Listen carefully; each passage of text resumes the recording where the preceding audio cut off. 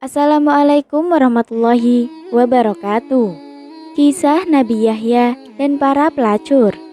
Nabi Yahya adalah putra dari Nabi Zakaria dan kelahirannya dikabarkan oleh malaikat Jibril. Dalam Al-Quran, Nabi Yahya adalah sepupu dari Nabi Isa alaihissalam. Allah Subhanahu wa Ta'ala berfirman, "Di sanalah Zakaria berdoa kepada Tuhannya, seraya berkata, 'Ya Tuhanku, berilah aku dari sisi Engkau seorang anak yang baik. Sesungguhnya Engkau Maha mendengar doa.'" Kemudian malaikat Jibril memanggil Zakaria, sedang ia tengah berdiri melakukan sholat di mihrab.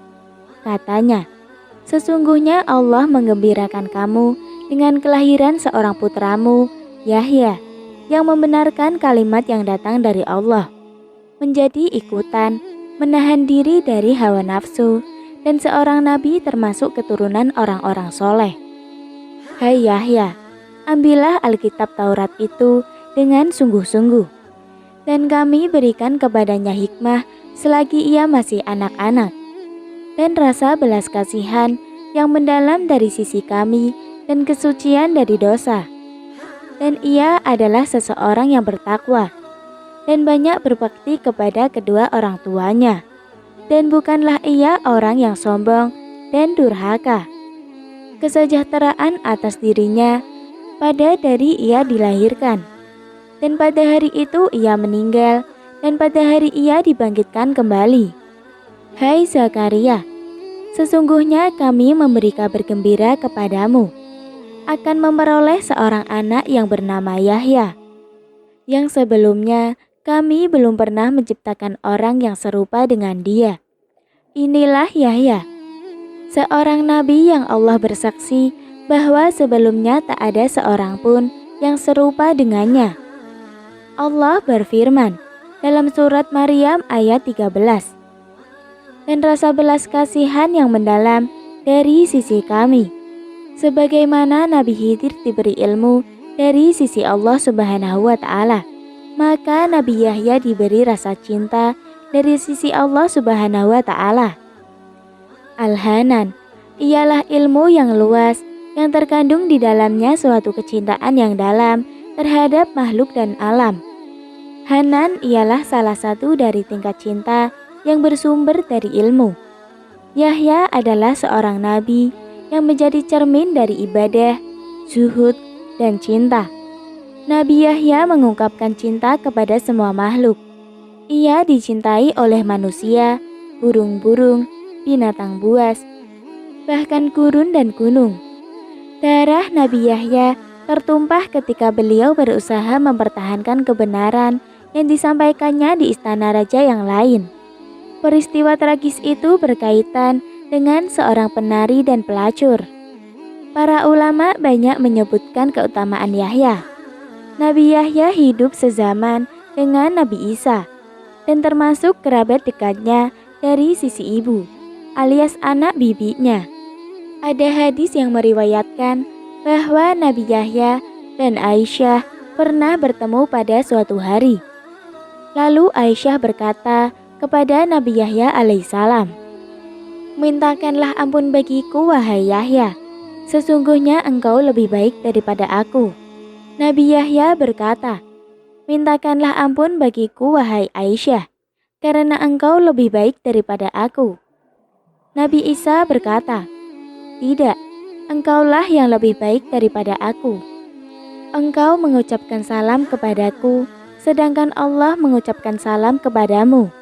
Kisah tersebut menunjukkan keutamaan Nabi Yahya ketika Allah menyampaikan salam kepadanya pada hari ia dilahirkan, pada hari ia mati, dan pada hari ia dibangkitkan kembali dalam keadaan hidup. Diriwayatkan bahwa Rasul pernah pergi dan menemui para sahabatnya. Pada suatu hari, beliau mendapati mereka sedang menyebut-nyebut keutamaan para nabi. Ada yang mengatakan Musa kalimullah, yakni seorang nabi yang diajak bicara oleh Allah Subhanahu wa Ta'ala. Ada yang mengatakan Aisyah rohullah, yakni tiupan roh Allah Subhanahu wa Ta'ala. Dan ada juga yang mengatakan Ibrahim Khalilullah, artinya seorang kekasih Allah Subhanahu wa Ta'ala. Demikianlah para sahabat berbicara tentang para nabi. Lalu Rasulullah Shallallahu Alaihi Wasallam menemui mereka ketika Rasul tidak mendapati mereka menyebut nama Nabi Yahya. Beliau berkata, "Di manakah putra seorang syahid yang mendapatkan banyak penderitaan, yang memakan pohon karena takut dosa? Di manakah Yahya bin Zakaria?" Sementara itu, datanglah musim semi di Palestina dan bumi tampak semakin menghijau dan langit semakin terang. Bulan dengan cahayanya menembus puncak-puncak pohon dan kebun.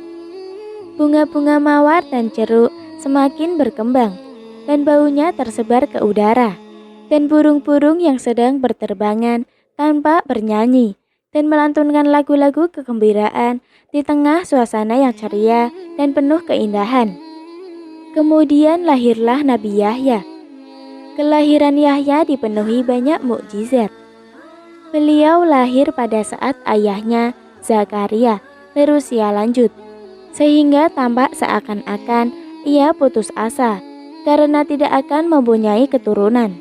Beliau lahir melalui doa yang suci yang bersumber dari hati Nabi Zakaria yang suci dan tulus. Nabi Yahya lahir di tengah-tengah masa yang dipenuhi dengan puncak kesucian, sebagaimana juga dihiasi dengan puncak kelaliman. Maryam adalah simbol puncak kesucian di zamannya. Mihrabnya penuh dengan bau yang harum yang memancarkan kalimat-kalimat sholat yang terus-menerus dan zikir yang bersumber dari hati yang suci. Masjid tampak dipenuhi dengan gelombang orang-orang yang sholat dan orang-orang mukmin yang berzikir. Namun nan jauh di sana, kelaliman tetap menyembunyikan genderangnya. Nabi Yahya dilahirkan, dan masa kecilnya tidak seperti lazimnya masa yang dilalui oleh anak-anak. Umumnya anak-anak saat itu bermain hal-hal yang tidak berguna. Sedangkan Yahya tampak serius sejak beliau kecil.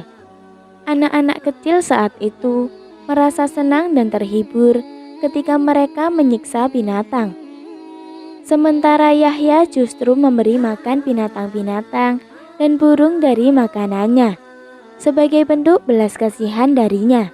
Bahkan terkadang Yahya sendiri makan dari daun-daun pohon atau buahnya. Ketika beliau menginjak usia dewasa, maka cahaya wajahnya semakin bersinar, dan hatinya penuh dengan hikmah dan cinta kepada Allah serta kedamaian. Nabi Yahya adalah seseorang yang menyukai membaca sejak usia dini. Beliau rajin membaca dan menggali ilmu. Ketika beliau masih kecil, Allah memanggilnya, "Hai Yahya, ambillah Alkitab Taurat itu dengan sungguh-sungguh, dan kami berikan kepadanya hikmah selagi ia masih anak-anak."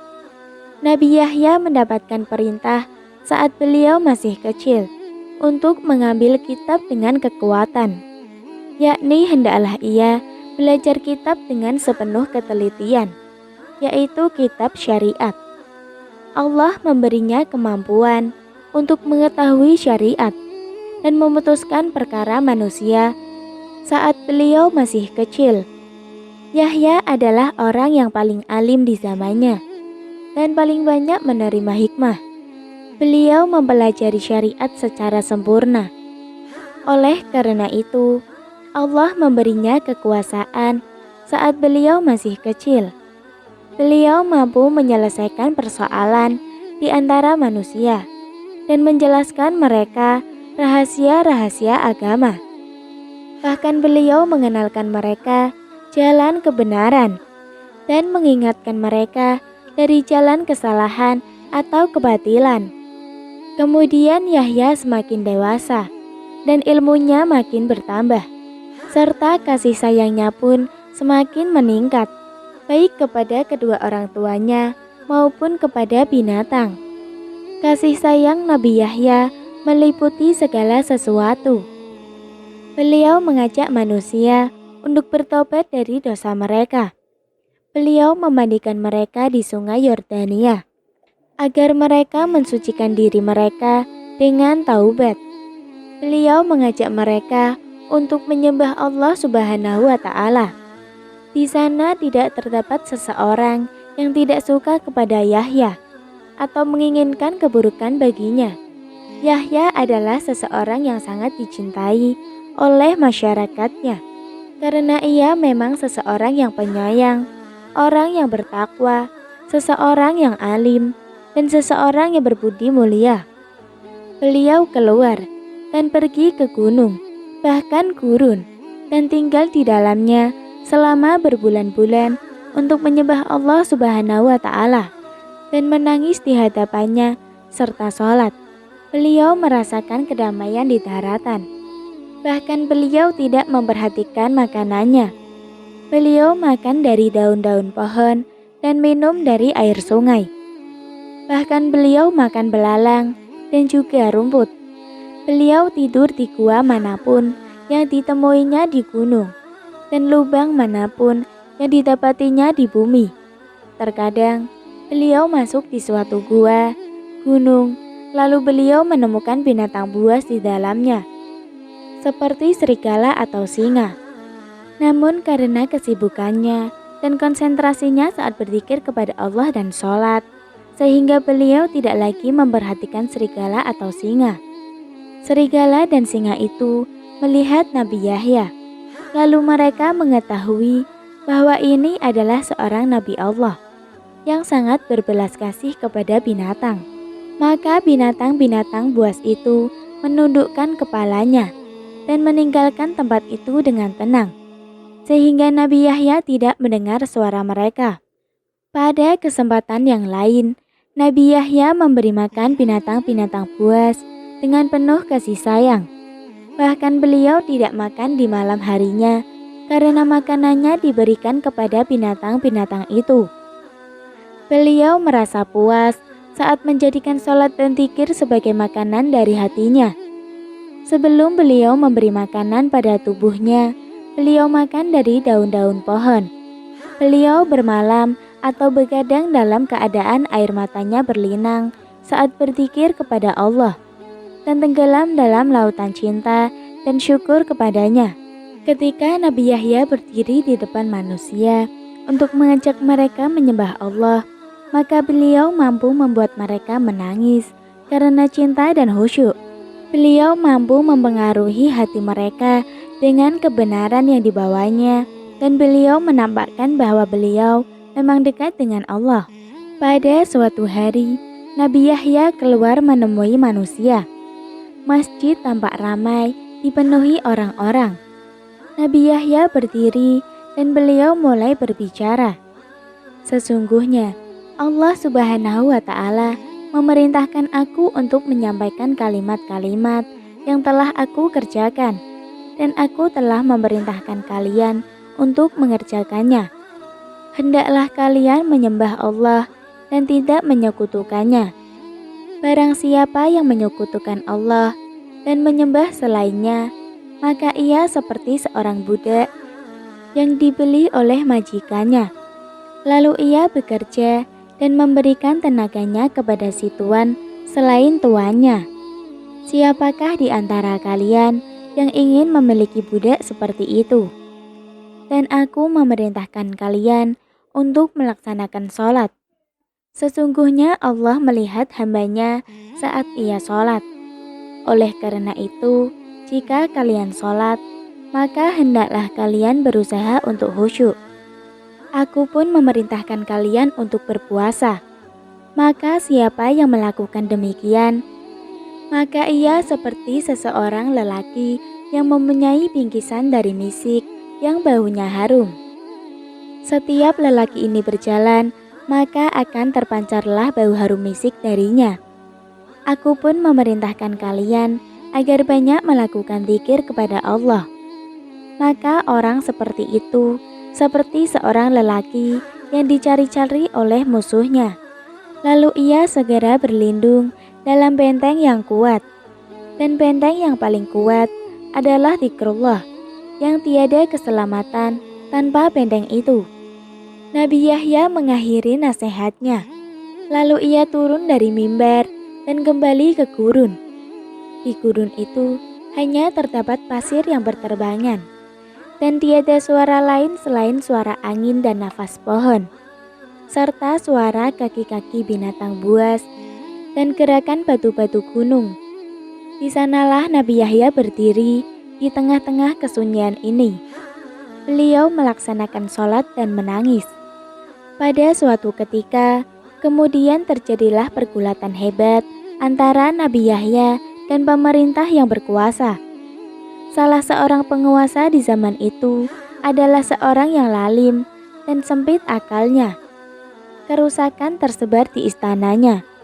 Ia mendengar berita tentang Yahya. Ia heran karena banyaknya manusia yang memberikan penghargaan dan penghormatan yang luar biasa kepada Yahya. Sedangkan ia sebagai seorang raja tidak mendapatkan penghormatan yang sedemikian besar. Raja tersebut ingin memperkosa istri saudaranya, di mana ia mempunyai anak perempuan yang memiliki kecantikan yang terkenal. Dalam cerita, disebutkan bahwa anak perempuan itu mampu melakukan tarian yang mengagumkan sambil memakai 7 helai baju.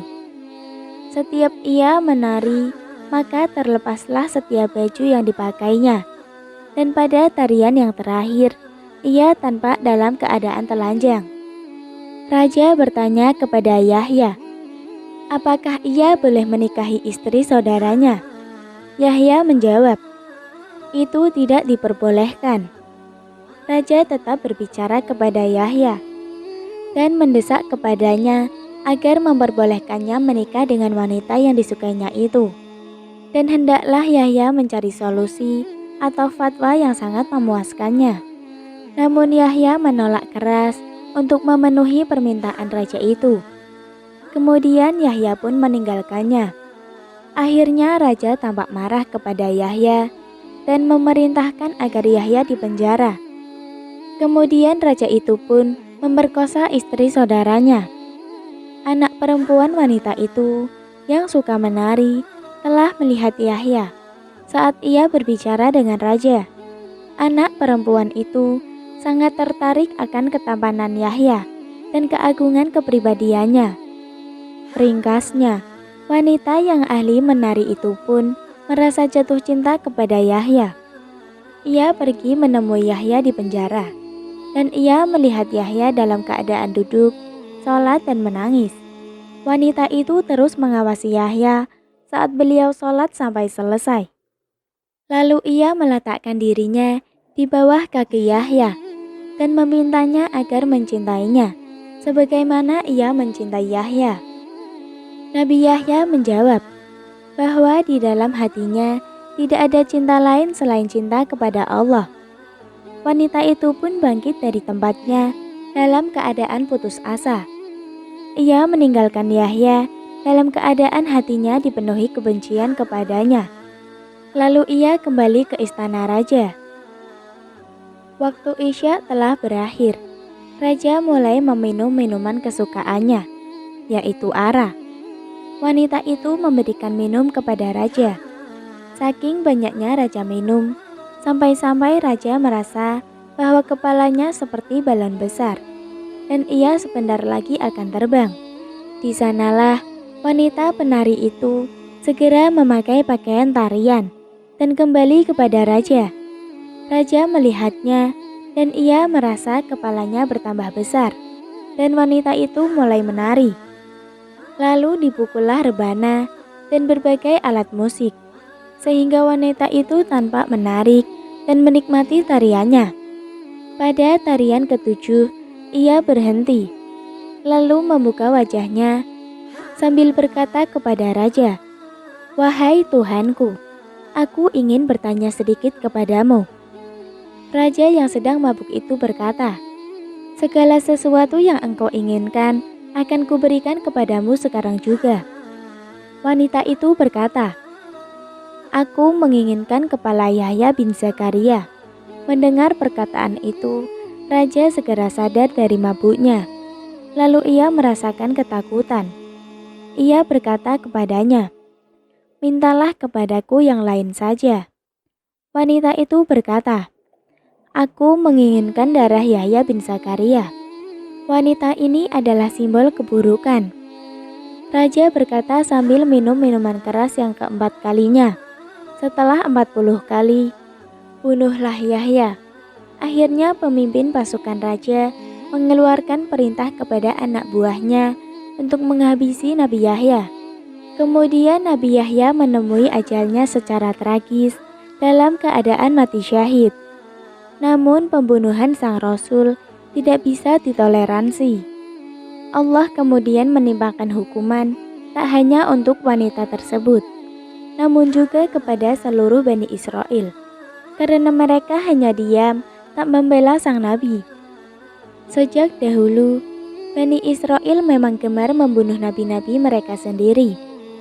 Musnahlah kerajaan Bani Israel karena diserang oleh sebuah pasukan hebat dari negara tetangga. Kerajaan Bani Israel pun hancur. Tak sedikit Bani Israel yang tewas.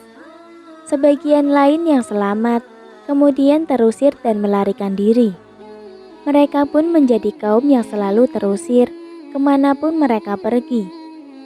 Kisah ini bersumber dari kitab yang bernama Qasal Anbiya, karya Imam Ibnu Katsir.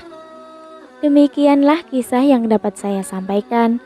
Mohon maaf apabila ada pengucapan kata yang kurang jelas. Wassalamualaikum warahmatullahi wabarakatuh.